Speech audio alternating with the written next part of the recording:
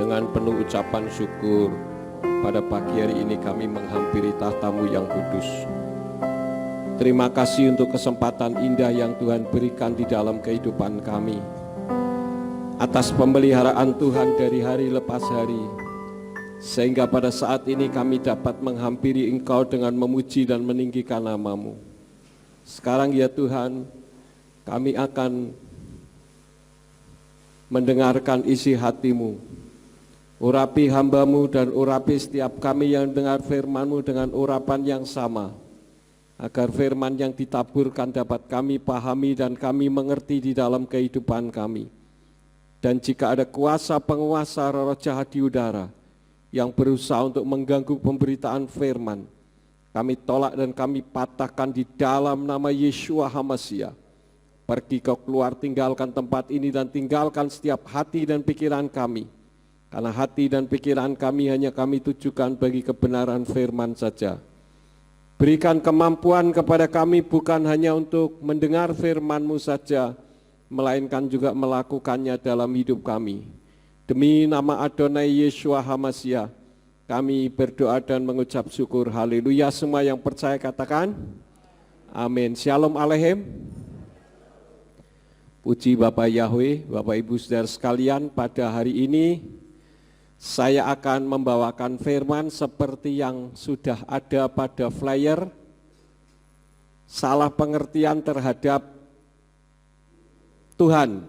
Tapi sebelumnya saya akan masuk kepada penyerahan anak, karena hari ini Bapak Theodorus Suryo Wijayanto dan Ibu Nani Kushardini akan menyerahkan kedua anaknya yang bernama Alexander Abraham yang dilahirkan tanggal 26 Mei tahun 2014 dan Alexandra Natania yang dilahirkan tanggal 15 Maret tahun 2016.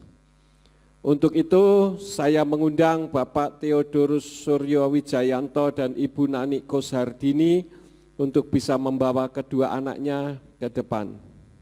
Ya. Bapak Ibu Saudara sekalian, sebelum saya menyerahkan anak Alexander Abraham dan Alexandra Natania, saya ingin menyampaikan bahwa gereja kita tidak ada baptisan anak-anak. Ya, kenapa? Karena kitab suci mengajarkan di dalam kitab Matius 3 ayat yang ke-11 dari Indonesian Literal Translation, katakan sesungguhnya aku membaptis kamu dalam air untuk pertobatan. Tetapi yang datang sesudah aku, dia lebih berkuasa daripada aku, yang tentang dia aku tidak layak untuk membawa kasutnya. Dia akan membaptis kamu dalam Roh Kudus dan api. Jadi baptisan itu untuk pertobatan. Sedangkan anak-anak belum bisa bertobat. Karena kalau kita melihat ada anak nakal, itu karena naluri dari apa yang dia lihat, apa yang dia dengar, dan apa yang dia rasakan. Tidak ada kejahatan di dalam diri anak-anak. Lalu bagaimana dengan gereja yang mengadakan baptisan anak-anak? Itu adalah doktrin gereja atau ajaran gereja. Tidak ada di dalam kitab suci. Yang ada adalah penyerahan anak. Di dalam kitab Matius 19 ayat 13 sampai 14, di sana dari Indonesian Literal Translation berbunyi, pada waktu itu dibawalah kepadanya anak-anak kecil supaya dia menumpangkan tangan atas mereka dan mendoakannya. Tetapi para murid menghardik mereka. Namun Yeshua berkata, biarkanlah anak-anak kecil itu dan janganlah kamu melarang mereka datang kepadaku. Sebab yang seperti inilah kerajaan sorga. Saudara-saudara, saya ingatkan kembali bahwa anak-anak adalah milik Tuhan, bukan milik kedua orang tuanya. anak-anak dititipkan kepada saudara supaya dididik menurut jalan Tuhan. Dan kalau anak-anak sejak kecil sudah diajar firman Tuhan, kelak anak-anak saudara akan membanggakan. Saya melihat Bapak Theodorus Suryo Wijayanto dan Ibu Nani Kosardini mendidik anaknya untuk takut kepada Tuhan, mengajar mereka untuk mendengarkan firman, dan hari ini beliau sudah memahami kalau anak-anak perlu diserahkan. Dan setelah ini nanti mereka akan dibaptis, saudara-saudara, untuk kedua orang tuanya, yaitu Bapak Theodorus Suryo Wijayanto dan Ibu Nani Kosardini. Ini menandakan orang yang mengerti firman. Karena yang dibaptis itu tanda pertobatan. It's okay dulu kita orang jahat, orang yang tidak baik. Tetapi ketika kita menyerahkan hidup kita kepada Tuhan, Tuhan melupakan semuanya. Dan baptisan merupakan meterai yang Tuhan berikan. Dan kitab suci katakan ketika kita dibaptis, maka nama kita tercatat di dalam kitab hayat atau kitab kehidupan. Oleh karena itu pada pagi hari ini saya akan menyerahkan anak Alexander Abraham dan anak Alexandra Natania kepada Bapak Yahweh. Dalam dunia supranatural terjadi dialog antara Tuhan dengan setan, di mana Tuhan berkata kepada setan, lihat kedua anak kecil ini, dia diserahkan kepadaku dan dia milikku. Kalau di dalam kepercayaan lain yang disebut dengan dikuepang namanya, diserahkan kepada dewa, tetapi kita menyerahkannya kepada Tuhan di atas segala Tuhan, yaitu Bapa Yahweh yang menciptakan langit dan bumi. Oleh karena itu, saya mengundang Bapak Ibu Saudara sekalian untuk bisa bangkit berdiri. Ya, terima kasih, silakan bisa kembali ke tempat duduk.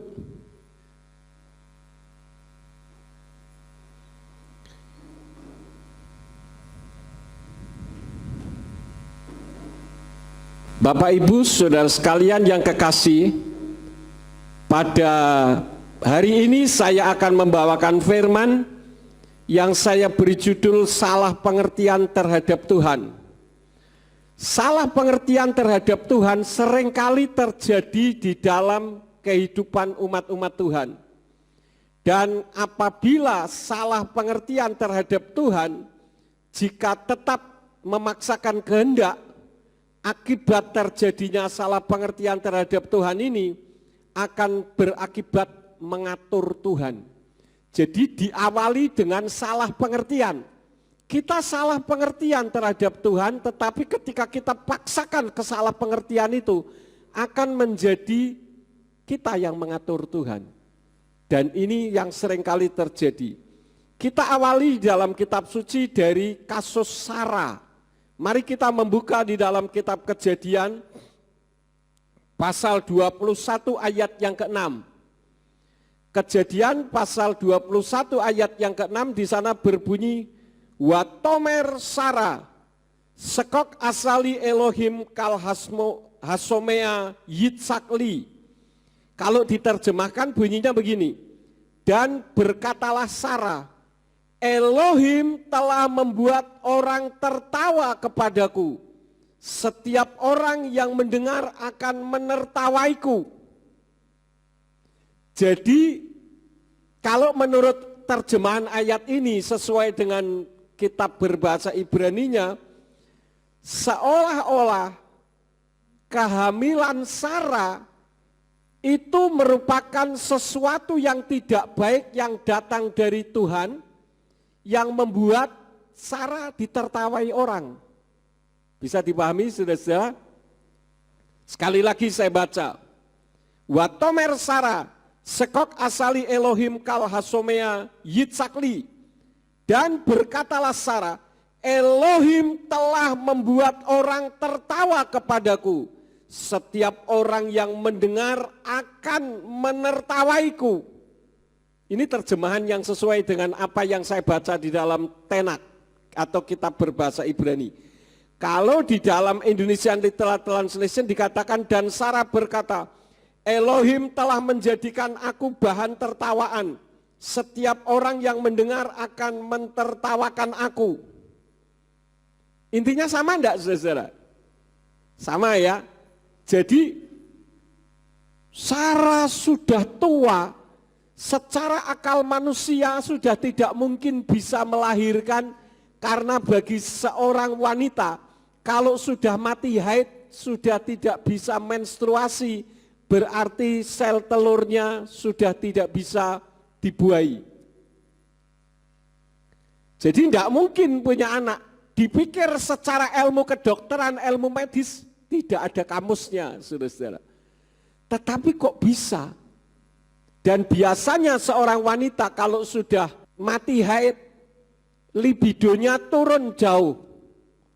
Sehingga tidak ada birahi terhadap suaminya. Nah, kok tiba-tiba hamil? Wah, ini berarti wanita ganjen ini. Wong sudah tua kok masih bisa hamil, kemudian ditertawai. Kira-kira seperti itu ya.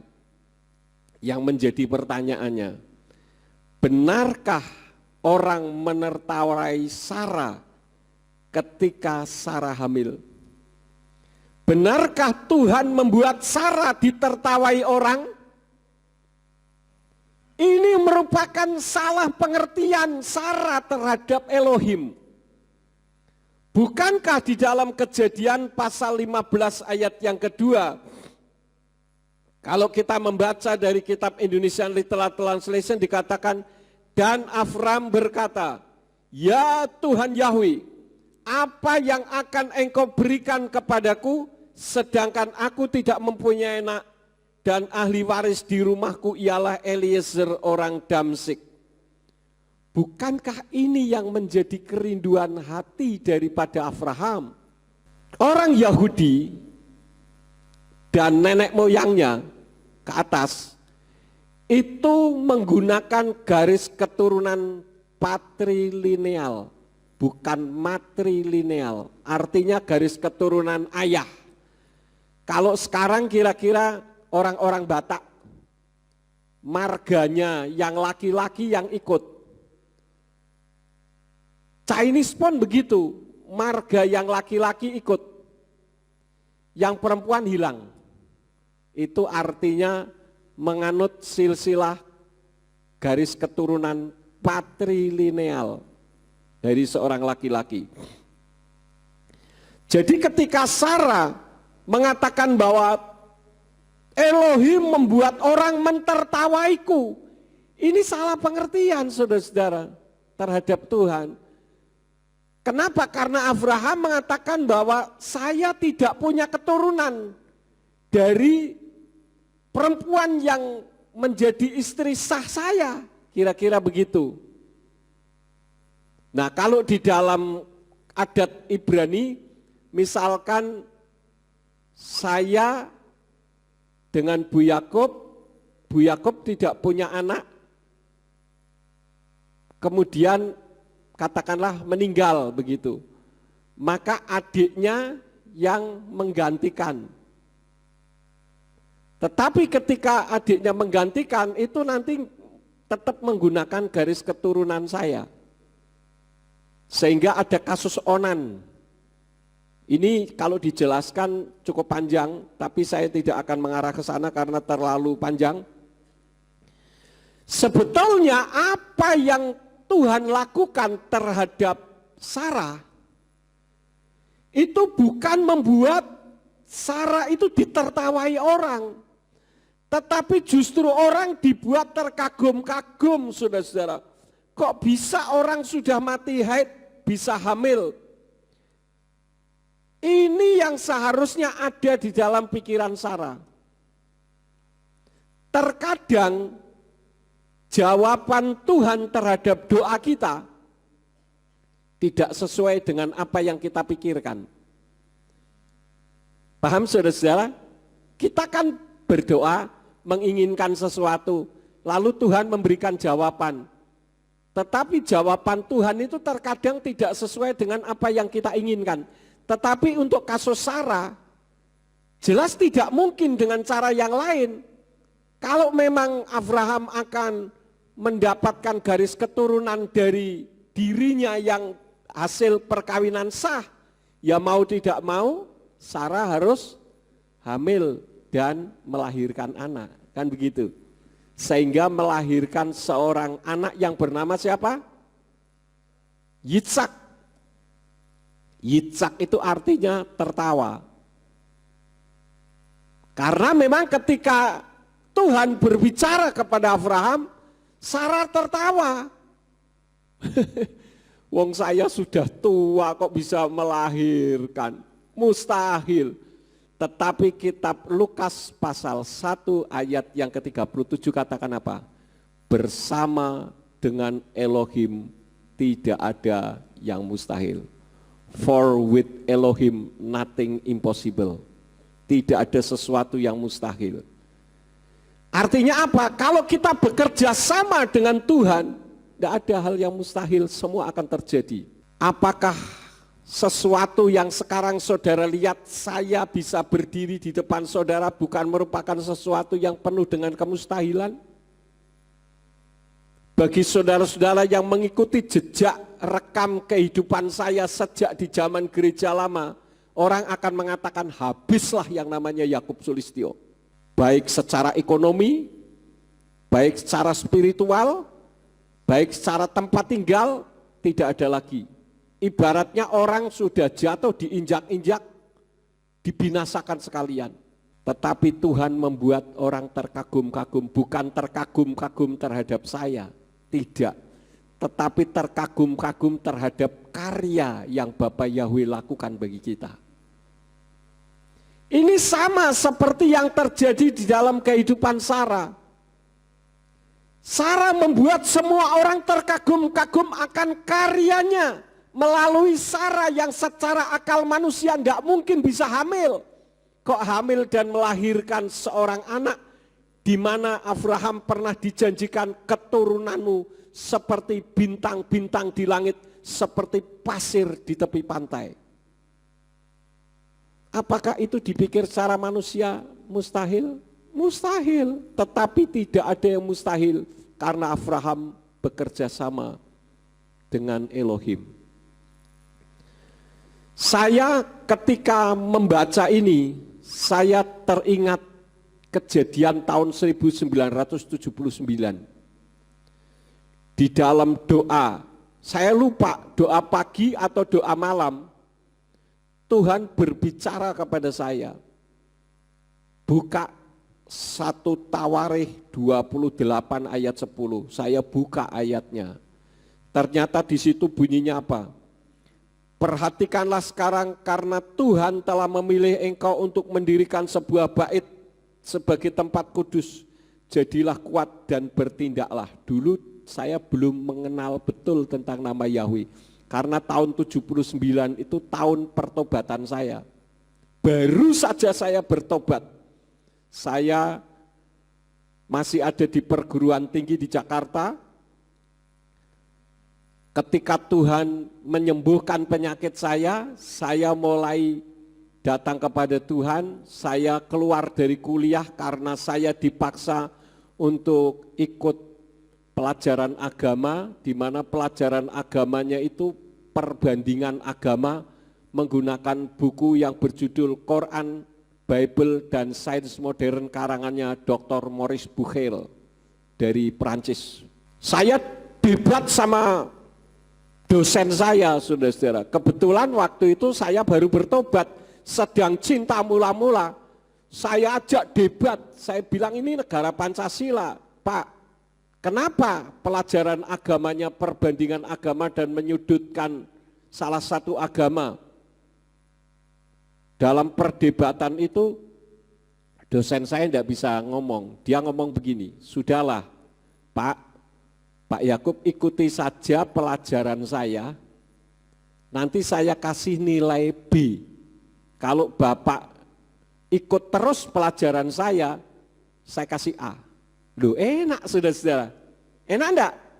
Enggak perlu belajar dapat B, bayangkan saudara-saudara. Karena ini pelajaran agama yang berbicara soal iman seseorang. Tetapi hati nurani saya tidak bisa menerima. Akhirnya saya keluar, saya mulai berangkat ke gereja. Akhirnya singkat cerita saya pulang kembali ke Comal dan saya bertobat. Saya menikah, kalau tidak salah waktu itu sudah. Kemudian saya berdoa. Nah dalam doa, saya lupa doa malam atau doa pagi, Tuhan kasih ayat ini. Perhatikanlah sekarang karena Yahweh telah memilih engkau untuk mendirikan sebuah bait. Bait itu apa sih? Rumah. Sebagai tempat kudus. Jadilah kuat dan bertindaklah. Kalau ada kalimat jadilah kuat, berarti ada sesuatu yang membuat saya tidak kuat. Tetapi saya harus kuat. Itulah kejadian tahun 2001. Ketika saya diperlakukan tidak manusiawi, saya dikeluarkan dari pastori jam 7:30 malam. Habis karier saya. Bahkan ketika ada seseorang telepon dari Argentina minta supaya saya menjadi gembala sidang di sana, saya berpikir, oh ini rupanya cara Tuhan. Untuk supaya saya kalau pergi ke luar negeri saya tidak gelo, karena pelayanan saya di Indonesia sudah runtuh. Tetapi ketika doa malam saya ingat betul saya masih ada di rumahnya almarhumah Tante Samsik yang di dekat Gotong Royong. Malam-malam Bu Yakub, anak-anak Simeon, Dina sudah tidur. Saya mendengar suara Tuhan. Audible seperti suara satu lagi dari Mayora. Ada kan iklan yang seperti itu? Ya, suaranya ngebas enak gitu. Dia katakan, dengar hambaku, jangan tinggalkan kota ini. Aku akan mengubah Indonesia dari sini. Saya bilang dengan orang yang telepon itu dari Argentina, saya katakan Tuhan, kalau memang ini bukan dari Tuhan, tolong supaya orang itu jangan telepon lagi. Karena saya bilang 1 minggu yang akan datang saya kasih jawaban Pak, saya berangkat atau tidak. Bu Yakob tidak tahu saudara-saudara. Ternyata sejak saya mengucapkan itu sampai detik ini tidak pernah telepon. Artinya memang betul saya harus ada di Ambarawa. Dan terbukti tahun 2001 yang memblow up nama Yahweh itu belum ada. Kalau orang-orang Kristen bisa makan saya, mungkin saya sudah ditelan habis. Sudah tidak mungkin lagi bisa hidup yang namanya Yakub Sulistyo.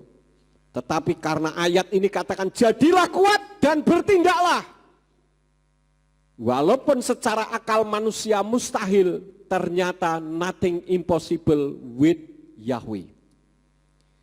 Kalau saudara di dalam kehidupanmu bekerja sama dengan Bapa Yahweh, artinya tidak salah pengertian terhadap Tuhan dan tidak mengandalkan kekuatannya sendiri, tidak ada hal yang mustahil terjadi di dalam kehidupan saudara. Ini bukan sugesti, firman, dan saya ngalami sendiri, saudara-saudara. Tetapi yang terjadi orang minta dari Tuhan, tetapi harus menurut caranya, bukan cara Tuhan. Jika Tuhan melakukan tidak sesuai maunya, dianggap Tuhan sedang mempermalukan dirinya. Kita tahu kasus Imam Eli. Siapa Imam Eli? Dia penjaga bait Elohim. Orangnya pendek, gemuk, ya. Dia orang yang mempunyai otoritas di dalam sinagog bait Elohim, tempat di mana orang-orang Ibrani berdoa kepada Tuhan Bapa Yahweh. Dia diserai anak namanya Samuel. Ibunya datang sendiri dan berkata, Bapak, aku serahkan anakku ini. Seperti tadi kasus Pak Suryo dan Ibu Nani, menyerahkan anaknya kepada Bapak Yahweh. Nah ini anaknya dititip bukan di bait suci itu, saudara-saudara. Tujuannya apa? Supaya dididik di jalan Tuhan. Tetapi ternyata Imam Eli tidak mendidik anak yang bernama Samuel ini untuk hidup di jalan Tuhan. Terbukti ketika Samuel mendengar suara Tuhan, saya baca saja ayatnya, 1 Samuel 3 ayat 16-17 yang berbunyi dari Indonesian Literal Translation. Dan Eli memanggil Samuel serta berkata, Samuel anakku, dan Samuel berkata, lihatlah aku di sini. Dan Eli berkata, apakah firman yang telah dia katakan kepadamu? Ini adalah kejadian setelah Samuel mendengar suara Tuhan berapa kali, saudara? 3 kali. Samuel, Samuel. Mungkin suaranya seperti yang saya dengar juga. Samuel, Samuel. Ngebas tapi enak sekali didengar. Samuel menjawab, ya Bapak, ini aku. Apa yang Bapak ingin aku lakukan? Malam-malam loh saudara-saudara. Itu persis seperti yang saya dengar itu sekitar jam 1, jam 2-an. Saya tidak lihat jam, tapi sekitar itu. Semua sudah pada tidur. Makanya ada orang istilah sholat tahajud. Orang berdoa malam hari. Rupanya kadang Tuhan berbicara di dini hari. Ya, jadi bukan begadang nonton TV, tapi untuk berdoa. Samuel mendengar suara Tuhan, dia lari kepada Imam Eli. Imam Eli berkata, aku tidak manggil kamu nak, sudah tidur lagi. 2 kali begitu, 3 kali begitu, baru Imam Eli ngeh, kata orang Jakarta. Ngeh itu apa ya? Paham? Oh, ini Bapak Yahweh yang bicara. Maka dikatakan ketika Samuel berkata, lihat, Imam Eli memanggil Samuel dan berkata, Samuel anakku, dan Samuel berkata, lihatlah aku di sini. Dan Eli berkata, apakah firman yang telah dia katakan kepadamu? Karena Imam Eli bilang, nanti ya, kalau Bapak Yahweh ngomong lagi, katakan ini aku hambamu Tuhan, berbicaralah. Apa yang disampaikan Bapak Yahweh untuk Imam Eli melalui Samuel. Bayangkan Imam Eli ini adalah kalau sekarang gembala sidang gitu, pendeta. Lah kok Tuhan nggak ngomong sama gembala sidang, ngomongnya sama pengerja. Karena pengerjanya ini takut Tuhan tidurnya di tempat di mana kotak ini tabut Elohim tinggal, sehingga dia berbicara, aku akan melakukan sesuatu yang belum pernah terjadi, aku akan menghukum Imam Eli, kira-kira begitu. Nah, kan Imam Eli sudah ngomong sama Samuel, nanti kalau Yahweh ngomong apa saja, katakan ini aku Tuhan, berbicaralah. Lalu Yahweh ngomongnya akan membantai Imam Eli dan keluarganya, karena kehidupannya tidak baik. Anak-anak Imam Eli yang namanya siapa ya? Hofni dan Pinehas, itu hidupnya brutal, anak pendeta, anak gembala sidang, tapi hidupnya tidak karu-karuan. Kalau ada orang-orang memberikan korban persembahan di gereja, katakanlah seperti itu ya, saya aplikasikan, diminta dulu persembahannya. Coba lihat dagingnya yang bagus-bagus, dia bawa mangkok, kira-kira ya, pakai mangkok dicelupin semua dulu. Daging yang baik-baik diambil dulu, udah sana persembahkan. Kemudian dia juga melakukan perzinahan terhadap jemaat. Artinya hidupnya brutal, tetapi Imam Eli tidak memberikan teguran. Yahweh marah dan Yahweh akan membunuh Imam Eli beserta dengan anak-anaknya. Imam Eli ingin tahu, dia katakan apa? Apakah firman yang telah dia katakan kepadamu? Janganlah menyembunyikan itu dariku. Kiranya Elohim melakukan sedemikian rupa terhadapmu bahkan lebih lagi jika engkau menyembunyikan sesuatu terhadapku dari segala firman yang telah dia katakan kepadamu. Jadi dia ingin tahu, Imam Eli itu ingin tahu. Seperti Sarah tadi terjadi salah pengertian terhadap Tuhan, Imam Eli pun salah pengertian terhadap Tuhan. Dia ingin tahu kan firmannya apa. Lalu Samuel cerita, dia cerita bahwa Bapak Yahweh akan membantai Imam Eli dan anak-anaknya. Dia ingin tahu kan. Setelah diberitahu, apa jawaban dari Imam Eli? Ayat yang ke-18 dikatakan ini responnya. 1 Samuel 3 ayat 18. Dan Samuel memberitahukan kepadanya segala firman itu. Ya diberitahu karena dia bilang, awas loh, kalau kamu tidak ngasih tahu apa yang Bapak Yahweh sampaikan kepadamu loh ya. Jadi diancam Samuel. Ya maka dia cerita. Kalau saya rekonstruksikan kira-kira begini. Bapak Yahweh tadi malam ngomong, tuanku Imam Eli, kamu akan dibunuh oleh Bapak Yahweh dan anak-anak. Kira-kira begitu. Lalu Samuel memberitahukan kepadanya segala firman itu dan tidak menyembunyikan darinya. Dan Eli berkata, ini jawabannya, dialah Yahweh, dia melakukan apa yang baik menurut pandangannya. Artinya kalau diterjemahkan gini, oh gitu, ya udahlah nggak apa-apa. Dia kan Tuhan, dia mau bisa melakukan apa saja yang dia mau. Ini salah pengertian, padahal dia ingin tahu suara Tuhan, Tuhan berbicara melalui Samuel, kalau saudara jadi Imam Eli, kamu dan keluargamu akan saya bunuh. Apa respon saudara? Apakah saudara akan memberikan respon sama seperti Imam Eli? Oh ya sudah, enggak apa-apa, wong dia Tuhan, ya biar dia melakukan yang terbaik. Begitukah yang saudara akan lakukan? Apa yang akan saudara lakukan? Bertobat. Oh Bapak Yahweh, ampuni saya. Saya akan melakukan kebenaran. Kan seharusnya begitu. Dia salah pengertian. Ya dia Tuhan, biar aja dia melakukan apa yang terbaik. Ini kan kurang ajar, nantang lagi saudara-saudara. Berapa banyak kali di antara kita seringkali seperti itu. Kita salah pengertian terhadap Tuhan.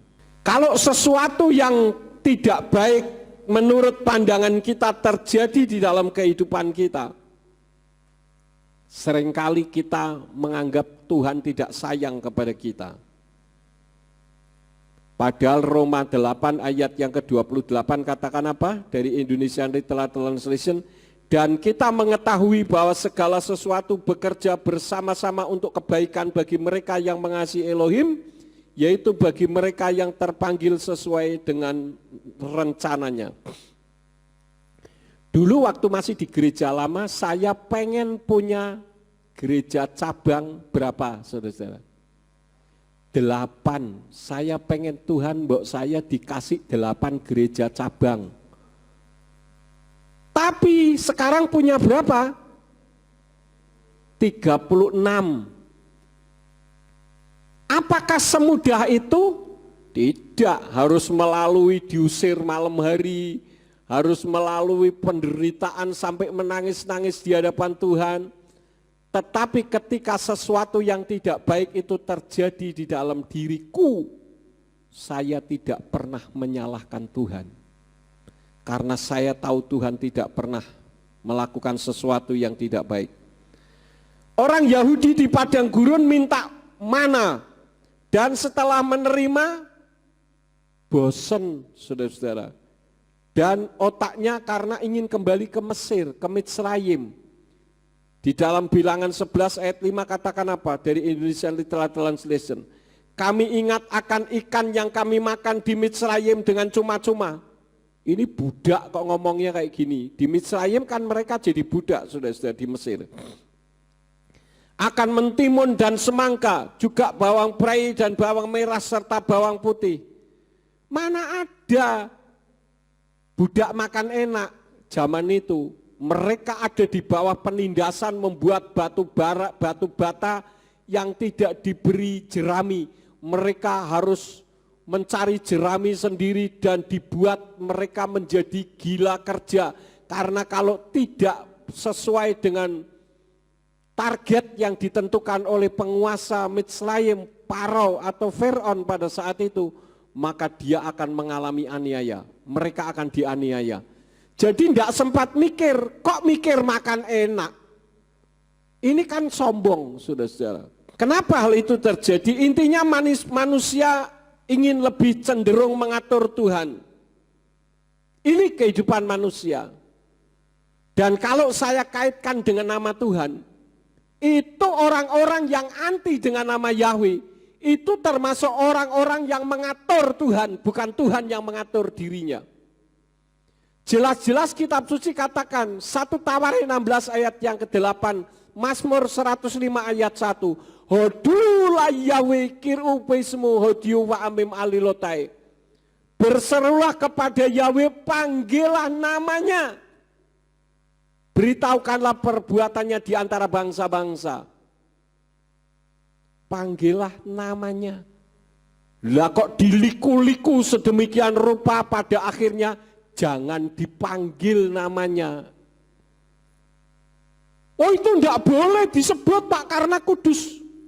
Tuhan terlalu goblok karena membuat orang ditulis namanya sampai 6.800 kali lebih. Kok tidak boleh disebut, padahal semua yang ditulis itu untuk diapain? Untuk dibaca, untuk disebut. Lah kok bisa mengatakan tidak boleh disebut? Terlalu kudus. Kalau begitu berarti yang disebut Yesus Kristus itu tidak kudus karena disebut. Yeshua HaMashiach adalah Yahweh itu sendiri dan dia kudus, saudara-saudara. Jadi ada 1001 macam alasan. Intinya ngatur Tuhan. Kalau orang tanya, Pak, Daud itu siapa? Daud itu siapa? Mari nak, saya bukakan kitab suci ini loh ayatnya. Breng. Saya pengen tahu Batseba itu siapa kok ketoke apik men. Sini, tak tunjukkan ayat-ayatnya. Tapi kalau ditanya Yahweh itu siapa? Menurut pendeta anu, menurut inskripsi anu, menurut Talmud, lah kapan menurut firmannya? Pada intinya itu hanya 1001 macam alasan untuk menentang dan mengatur Tuhan. Tapi saya bersyukur saudara tidak mengatur Tuhan tentang nama Yahweh. Kenapa sih orang bisa seperti itu? Ingat, setan itu tahu persis siapa Yahweh, siapa Yeshua HaMashiach. Maka setan berusaha supaya nama Yahweh, nama Yeshua HaMashiach jangan disebut. Ngerti saudara-saudara? Siapa yang dipakai? Ya mereka-mereka itu. Pada intinya, kalau kita berdoa, ini kembali ke firman tadi, Tuhan itu menginginkan sesuatu selalu terjadi di dalam kehidupan kita. Dan kalau saudara berdoa, tentu saudara ingin doa saudara dikabulkan, betul enggak? Tidak ada orang berdoa supaya doanya tidak dikabulkan. Semua orang yang berdoa ingin doanya dikabulkan. Tetapi bukan mengatur Tuhan. Tuhan punya cara tersendiri untuk mengabulkan doa saudara. Jadi jangan salah pengertian. Saya masuk lebih dalam. Kenapa manusia cenderung untuk mengatur Tuhan? Karena manusia pada intinya maunya semua serba instan. Hari ini berdoa, kapan dikabulkan? Hari ini juga. Itu maunya. Betul enggak saudara-saudara? Hari ini berdoa, hari ini juga dikabulkan. Ya. Sekarang saya mau tanya, kalau saudara berdoa, Tuhan mendengarkan enggak? Tuhan mendengarkan tidak? Kenapa? Karena dia maha mendengar. Jangankan saudara berdoa keluar dari mulut saudara ucapan itu. Di dalam hati pun Tuhan tahu. Betul? Betul saudara-saudara? Tetapi yang perlu kita ingat, jawaban Tuhan itu ada 3. Saya sudah sering kali katakan jawaban Tuhan itu ada 3. Yang pertama apa? Ya. Ya itu apa? Spontan, dapat dikabulkan saat itu juga. Contohnya seperti ketika saya ada di Singapura, ginjal saya tidak berfungsi dua-dua. Saya bilang, Tuhan, saya yakin kalau Tuhan masih mau pakai saya tidak akan mati. Saya bilang sama Bu Yakub, nanti kalau saya tidak pulang, tidak usah dibawa pulang. Kalau saya mati di sini, silahkan mau dikubur kayak mau dibakar kayak mau dibalon udara kayak terserah. Sudah mati itu sudah berguna, karena bawa mayat dari Singapura ke Indonesia itu 150 juta pada saat itu. Malam-malam saya masih ada di rumah sakit di Semarang, Simeon memaksa saya, Dedi bisa tidak bisa, mau tidak mau, sama Dina maksa besok harus pergi ke Singapura.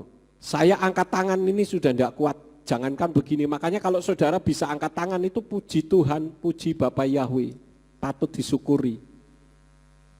Ya, jangan gerutu terus kerjaannya, patut bersyukur. Saya bilang kalau saya mati tidak usah dibawa pulang. Darah saya sudah beracun semua. Saya berdoa, Tuhan, kalau Tuhan masih mau pakai saya yakin saya tidak akan mati. Singkat cerita, tidak mati sampai detik ini. Artinya saya mendapatkan jawaban apa? Ya, itu yang pertama ya. Artinya kalau saudara berdoa jangan saudara berpikir, Tuhan kapan doaku dikabulkan? Lah Tuhan itu mengabulkan. Jawabannya yang pertama, ya. Yang kedua, tunggu. Yang kedua itu tunggu. Kalau tunggu itu ya tunggu. Jangan maksa Tuhan. Lah sampai kapan Pak? Ya aja ngatur Tuhan. Paham saudara-saudara? Nah jawaban yang ketiga apa? Tidak. Loh kok Tuhan jawab tidak? Karena Tuhan tahu. Nah buktinya pada saat saya ditelepon dari Argentina, wah puji Tuhan saya bisa lihat Argentina, jadi gembala sidang di sana, keren loh.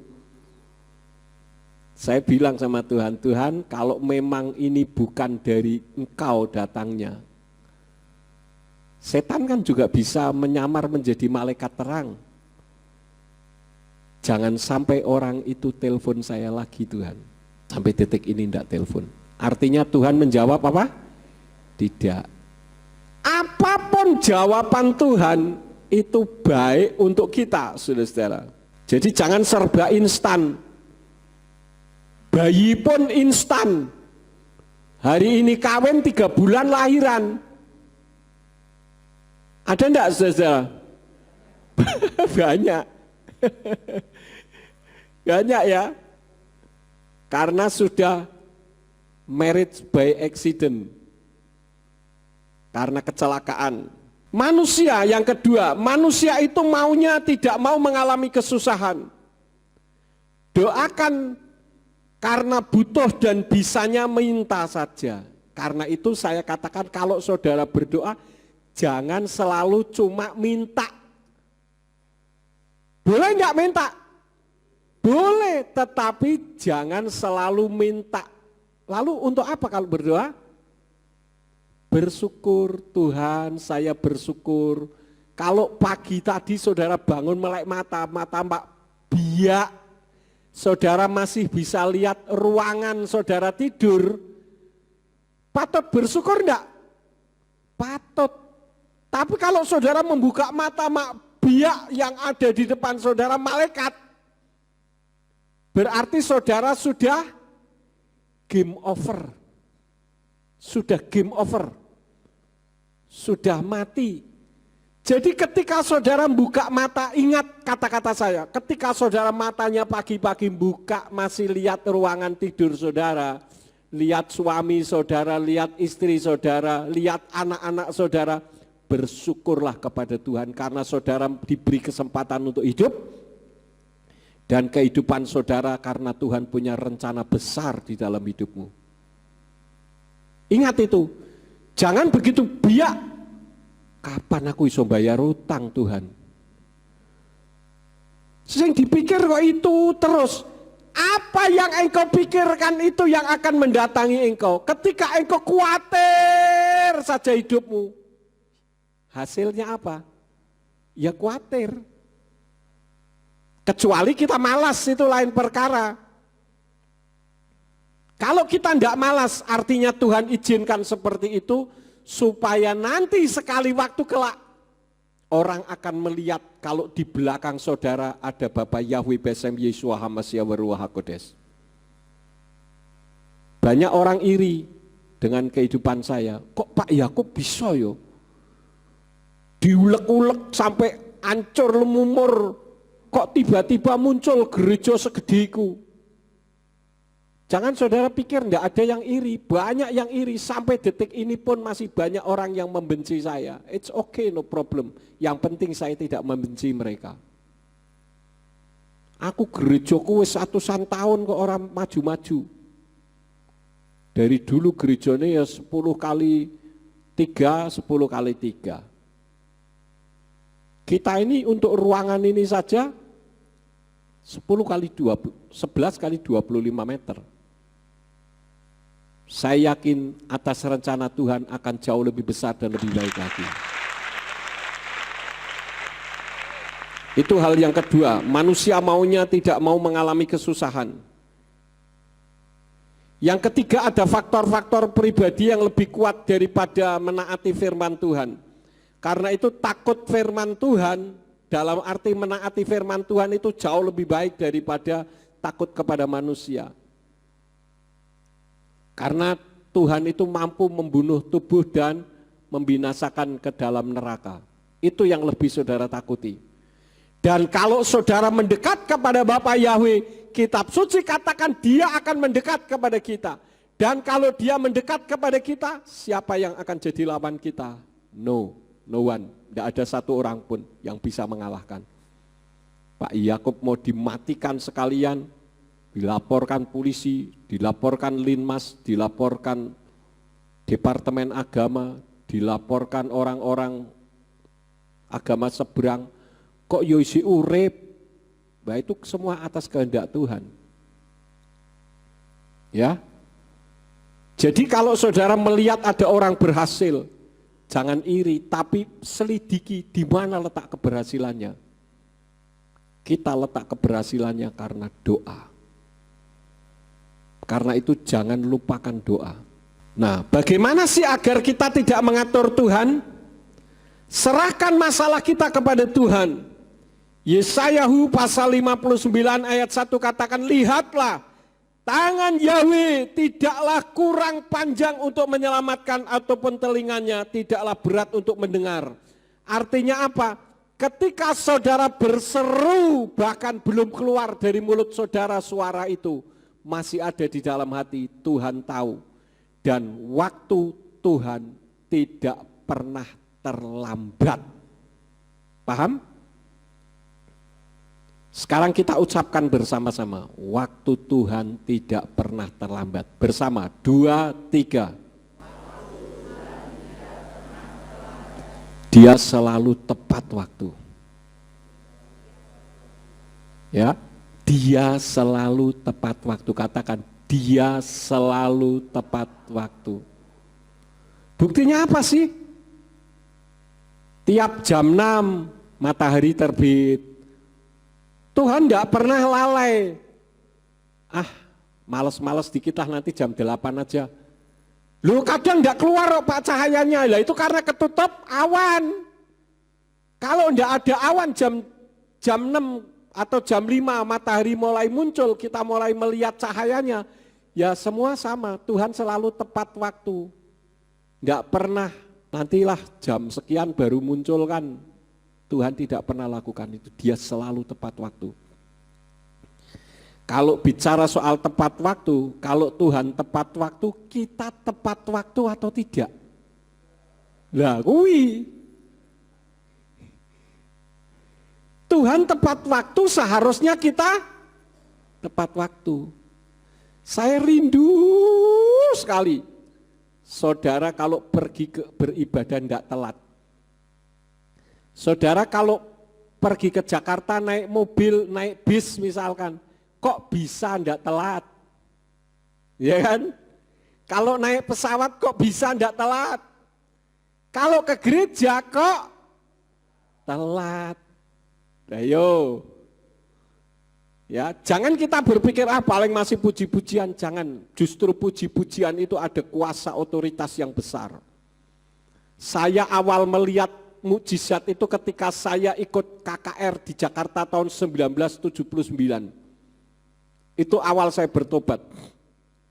Ada orang pergi ke Senayan, Istora Senayan Jakarta, yang khotbah waktu itu adalah pendeta Dr. Morris Cerullo dari Amerika, orang Yahudi. Dia khotbah, siapa yang sakit, angkat tangan, maju ke depan. Saya lihat ada orang sedang duduk di kursi roda. Ini belum pendetanya loh, saudara. Puji-pujian, masih puji-pujian. Lah kok ada orang yang duduk di kursi roda tiba-tiba berdiri, nari-nari. Nggak sadar jalan, saudara-saudara. Orangnya nggak sadar. Tapi begitu sudah, saya lihat, loh kok aneh yo. Saya nggak ngerti firman, loh kok aneh. Masuk puji-pujian ke orang lumpuh bisa jalan. Nah tapi anehnya lagi, orang yang lumpuh begitu tahu, loh kursi rodaku neng kono. Balik lagi, duduk lagi di kursi roda. Saya ini ya bingung, saudara-saudara, loh sudah bisa jalan kok duduk di kursi roda. Belum ngerti apa-apa, saya enggak ngerti firman sama sekali, babar belas. Itu kasus pertama saya melihat mukjizat. Jadi saudara-saudara kembali, bagaimana agar tidak mengatur Tuhan, serahkan masalah kita kepada Tuhan. Kalau kita sudah menyerahkan ya jangan digendong terus. Contoh, saya bawa 100 kilo tak panggul, saudara. Saya berdiri di depan sana. Tiba-tiba Pak Ari lewat, bawa mobil. Klakson, din, Pak Yakob mau kemana? Mau turun Pak, ayo naik. Saya naik mobilnya Pak Ari. Lah kok di mobilnya Pak Ari kok saya masih gendong? Lucu enggak, saudara? Nah itu saudara kadang begitu loh. Ya. Kita menyerahkan kepada Tuhan tapi beban kita masih saja. Tapi Pak nek kelingan itu lho mumet dasku. Kalau ingat itu pusing kepala saya. Itu artinya belum diserahkan. Diserahkan itu apa namanya kalau orang Jakarta katakan? Lueh-lueh pasrah bongkoan. Kalau orang Jawa katakan begitu. Gandol Gusti.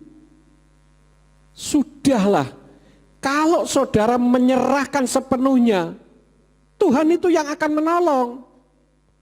Kalau saya dulu membela diri, ketika saya diperlakukan tidak manusiawi, Tuhan bilang, oh kamu mau bela diri, ya sudah silahkan, saya tak angkat tangan. Tapi kalau kita angkat tangan, Tuhan yang turun tangan. Asal kita tidak malas, Tuhan buka jalan. Ya, itu yang pertama. Yang kedua, terbaik dari Tuhan terkadang memang terasa bukan yang terbaik untuk kita, atau sebaliknya. Kita mau yang terbaik menurut saya ini, tapi ternyata tidak sesuai dengan apa yang Tuhan mau. Karena manusia itu terbatas, Tuhan lebih tahu daripada kita dan jalan-jalannya sempurna. Di dalam Efesus 4 ayat 6-7 katakan dari Indonesian Literal Translation, satu Elohim dan Bapa segala sesuatu, yang di atas segala sesuatu dan melampaui segala sesuatu, bahkan di dalam kamu semua. Namun kepada setiap orang dari kita telah diberikan anugerah sesuai dengan ukuran pemberian Hamasya. Tuhan itu baik adanya untuk kita, saudara-saudara. Melampaui segala akal. Karena akal kita itu, otak kita itu hanya sebesar kepalan tangan di dalam tengkorak kepala kita. Sedangkan Tuhan itu tidak terbatas. Sekarang kalau saya bicara soal kekekalan, kekal itu berapa tahun? 1 juta miliar triliun tahun? Itu masih awal dan belum ada apa-apanya. Yang namanya kekal itu tidak terbatas. Bisa kita pikir dengan akal manusia? Tidak bisa. Yahweh itu dari kekal sampai kekal. Artinya dia memang ada. Bagaimana awal keberadaannya kita tidak bisa mikir, saudara-saudara. Tetapi yang jelas, coba saudara perhatikan ratapan 3 ayat yang ke-33 dari Indonesian Literal Translation katakan apa? Sebab dari hatinya dia tidak menyengsarakan atau mendukakan anak-anak manusia. Jadi dasarnya Tuhan itu tidak mau membuat saudara risau. Tuhan tidak membuat saudara sengsara. Tuhan tidak membuat saudara sedih. Paham? Coba ngomong sama diri sendiri. Ngomong, ucapkan di mulut saudara ya. Begini ngomongnya. Tuhan sangat sayang kepada saya. Bersama, 2, 3. Tuhan sangat sayang kepada saya. Yang namanya sayang itu tidak membuat risau. Disayang-sayang. Yang terakhir. Jadi kita jangan merasa lebih benar dari Tuhan. Kadang Tuhan itu dipaksa menurut aturan kita. Contohnya, ada seorang jenderal yang disebut Naaman. 2 Raja-Raja 5 ayat 10-12. Dari Indonesia Literal Translation dikatakan, dan Elisa mengutus seorang utusan kepadanya dengan mengatakan, pergi dan engkau harus mandi 7 kali di sungai Yordan, biarlah dagingmu kembali kepadamu dan tahirlah. Tetapi Naaman marah dan pergi serta berkata, aku sangka setidak-tidaknya dia keluar dan berdiri memanggil nama Yahweh Elohimnya, lalu menggerak-gerakkan tangannya di atas penyakit ini dan menyembuhkan kusta ini. Bukankah Abana dan Parpar sungai-sungai Damsik lebih baik daripada semua air di Israel? Bukankah aku dapat mandi di dalamnya dan menjadi tahir? Kemudian berpalinglah dia dan pergi dengan kemarahan. Seorang jenderal tapi kena penyakit kusta.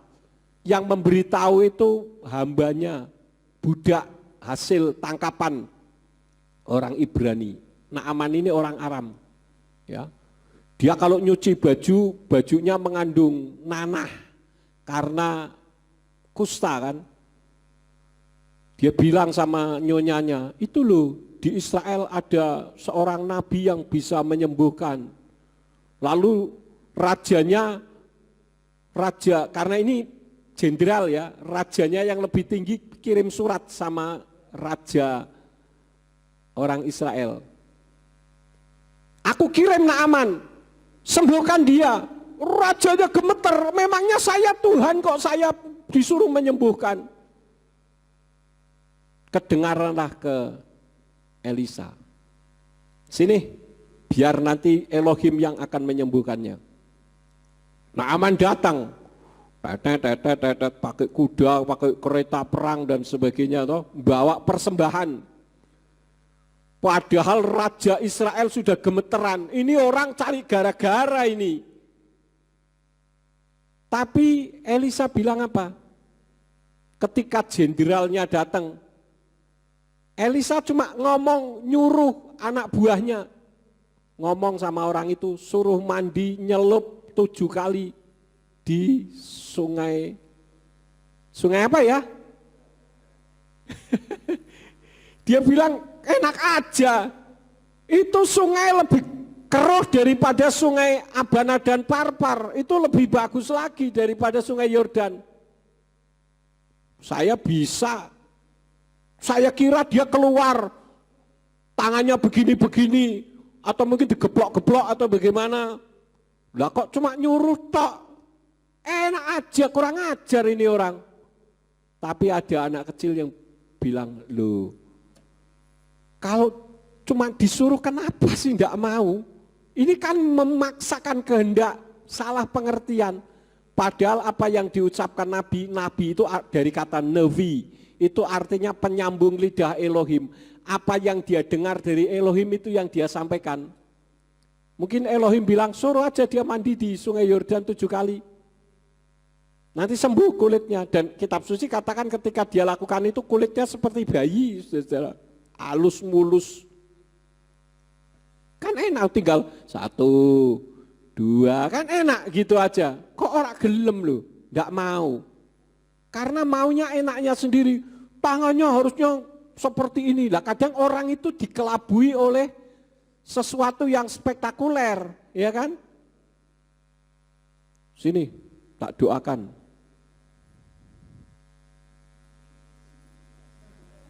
Wah, ini baru mandi. Kalau doanya sudah sampai begini-begini, goyang-goyang, mandi. Itu sugesti, saudara-saudara. Ya. Saya pernah mendoakan orang menggunakan speaker pakai HP, sembuh orangnya. Nggak perlu harus datang orangnya kemudian digosok-gosok, misalkan kepalanya yang bisulen, misalkan gosok-gosok dikeplak, ya, pecah bisule. Sakit lagian, nggak usah lah yang begitu-begitu. Yang jelas Tuhan itu baik adanya untuk kita. Kalau saudara berpikir Tuhan itu baik, Tuhan itu luar biasa, nggak akan terjadi masalah di dalam hidup saudara. Saya mah enjoy saja, mau pegang duit kayak nggak pegang duit, tenang-tenang saja, hatiku tenang, nyaman, sejahtera. Jangan ketika duitnya banyak, senyum-senyum sendiri, ya diajak orang juga nggak apa-apa, sabar. Tapi giliran nggak punya duit, matanya seperti buana sepati, merah membara, ngapain lu lihat-lihat gua culek mata lu. Lah wong punya mata kok enggak boleh lihat. Kenapa? Karena panas. Artinya apa? Situasi dan kondisi lingkungan mempengaruhi iman kita. Jauhkan itu dari hidupmu. Yang penting ketika kita buka mata bersyukur dan di dalam ucapan syukur itu ada kuasa. Yesua ketika akan melakukan mukjizat 5 ketul roti dan 2 ekor ikan, sebelum dia melakukan mukjizat itu apa yang dia lakukan? Dia berdoa kepada Bapa meminta mukjizat dinyatakan dengan ucapan syukur. Banyak ayat-ayat firman Tuhan yang mengajarkan ucapkanlah syukur di dalam segala hal.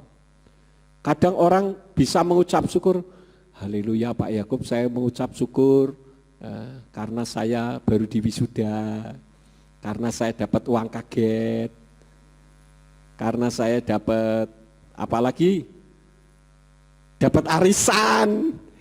Padahal arisan mah nggak perlu disyukuri juga pasti dapat. Pokoknya ketika mendapatkan sesuatu, bisakah ketika kepalanya benjol bersyukur kepada Tuhan? Kayak Pak Jito. Kemarin Pak Jito bersaksi, ketika di rumah sakit tak jek ngomong yang jawab tapi ndak inget. Ya, didatangi Pak Ari, didatangi Bu Kasni, ndak inget. Giliran saya bilang Pak Jito kok kayak Pak Sultan Batu Gana. Lah kok ingat?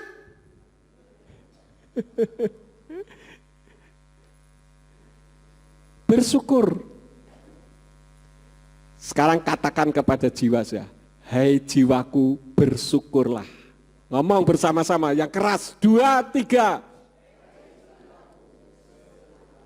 Kalau saudara bisa lakukan itu tiap hari, mukjizat akan menyertai hidupmu. Ya, ini bukan sugesti, bukan saudara-saudara, tapi firman. Ya, saya tidak akan memperpanjang firman. Biarlah firman ini akan memberikan pengertian baru supaya kita tidak salah pengertian kepada Tuhan. 1 detik terakhir, pantang untuk kita mengeluh. Paham saudara-saudara? Ngomong sama jiwamu, hai jiwaku jangan mengeluh. Ngomong yang keras bersama, 2, 3. Tuhan paling benci dengan keluhan orang. Perhatikan itu. Ya. Mari kita bangkit berdiri bersama-sama.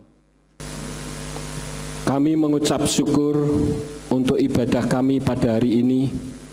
Engkau yang telah berbicara kepada jemaat Tuhan. Biarlah Engkau memberkati jemaat-Mu supaya mereka semua tetap bersyukur kepada Tuhan karena Engkau baik, Engkau luar biasa bagi kami. Tuhan, kalau sebentar kami akan meninggalkan tempat ini, kirim malaikat Tuhan untuk menjaga, melindungi kami, tibakan di rumah masing-masing dengan selamat. Demikian pula yang sudah ambil bagian di dalam pelayanan pada hari ini, Engkau pakai dengan luar biasa. Terima kasih Bapa, dan sesampainya di rumah apabila ada yang akan melakukan aktivitas apa saja yang diusahakan dan dikerjakan yang tidak bertentangan dengan firman-Mu, kiranya dibuat nyala oleh Engkau berhasil, supaya dengan keberhasilan itu dapat dikembalikan lagi guna hormat dan kemuliaan bagi nama Tuhan. Sekarang berkatilah kami karena kami siap menerima berkat daripada-Mu. Mari kita angkat kedua belah tangan kita untuk menerima berkat Yahweh. Yefaraka Yahweh weyes mereka. Yahweh memberkati engkau dan memelihara engkau. Yair Yahweh panah oleh kawikuneka. Yahweh menyinari engkau dengan wajahnya dan memberi engkau anugerah. Yisa Yahweh panah oleh kawiyashem leka shalom. Yahweh menghadapkan wajahnya kepadamu dan memberi engkau damai sejahtera. Diberkatilah engkau di kota dan diberkatilah engkau di ladang. Diberkatilah buah kandunganmu, hasil bumimu dan hasil ternakmu, yakni anak lembu sapimu dan kandungan kambing dombamu. Diberkatilah bakulmu dan tempat adonanmu. Diberkatilah engkau pada waktu masuk dan diberkatilah engkau pada waktu keluar. Sekarang pulanglah dan terimalah berkat kasih Bapa Yahweh Sang Pencipta, kasih karunia Adonai Yeshua Hamashiach Sang Pembeli jiwa, dan Ruach HaKodes menyertai saudara sekalian sampai Maranatha. Adonai Yeshua Hamashiach datang kembali untuk yang kedua kali dan mengangkat kita semua. Haleluya. Silakan duduk saudara-saudara.